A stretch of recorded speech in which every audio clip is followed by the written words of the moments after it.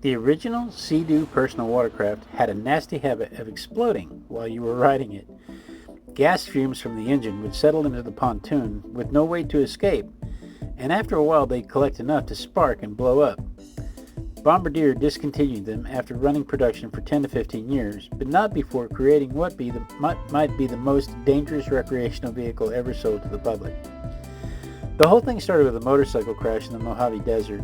Clayton Jacobson was riding his dirt bike when he went down, and when he looked over at some water in a ditch nearby, he thought to himself how much nicer it would have been to crash into that water instead of the hard ground. That night, he sketched his first design for what he called a motorcycle for the water. He sold his idea to Bombardier, a company that had already had massive success with snowmobiles, and they wanted a snowmobile on water. They took his original design and kept trying to make it more like a snowmobile, which created some conflict.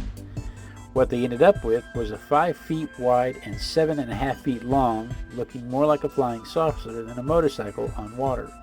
You had to stand up on it just to pull start the engine, wobbling back and forth trying to get it going. But the real problem was down in the floating pontoon parts where the gasoline fumes would settle with no ventilation system at all. Gas fumes are heavier than air, so they just sat there waiting for a spark from the recoil starter or electrical components. Jet ski became the Kleenex of personal watercraft, even though Sea-Doo was first. When Kawasaki started making jet skis in 1972, the name just stuck, like Kleenex or Coke or cornflakes. The big difference between the two was that Sea-Doos were meant to be sat on like a motorcycle, while jet skis had handlebars that raised up and down and you stood on them like skis. That's why they called it a jet ski. The name got market share even though Sea-Doo still has the market share in actual selling of the rides. They came back in the 90s with a safer model and quickly surpassed Kawasaki sales. The explosion tendency inspired some creative military applications. People in Ukraine turned them into drones, strapping explosives to the old ones and using them to attack ships. They just sent them out there loaded with explosives, which probably wasn't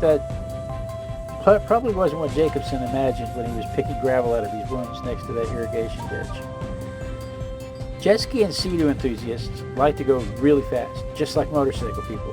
They'll overclock their machines and go in excess of 100 miles an hour. The record is 140-something miles per hour. At that speed, hitting water is like hitting concrete. The government stepped in and put a governing limit at 67 miles per hour, and this was one of the few times the regulation was strictly based on safety with no money involved. You can't buy a stock unit that goes any faster than that now, though you can overclock it all you want once you own it. In the US alone, they sell 90,000 of these things a year. That's 90,000 units annually, not dollars. That's 8,000 of these units a month, which is in line with dirt bike sales. From exploding flying saucers to weaponized drones to speed-governed recreational vehicles, the Sea-Doo has had quite a journey from that ditch in the Mojave Desert.